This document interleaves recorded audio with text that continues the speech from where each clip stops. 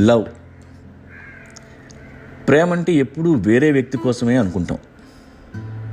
మన ప్రేమ ఎప్పుడు మరెవరి కోసమైనా, మన కోసం కదా. మనకున్న ఎక్స్పీరియన్సెస్ వల్ల లవ్ అంటే కన్ఫ్యూజన్ వచ్చేస్తుంది. నీలో ప్రేమ ఉన్నది ఒకరికి ఐ లవ్ యూ చెప్పడానికి కాదు. లవ్ అనేది నీ క్వాలిటీ అయి ఉండాలి.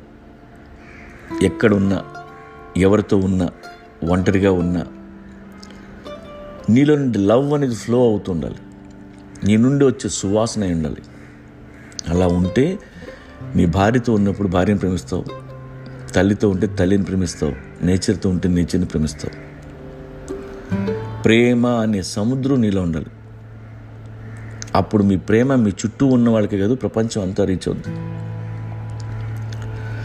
మన అవసరాలన్నీ ఒక డబ్బాలో వేసి దానికి లవ్ అని పేరు పెడుతున్నాం.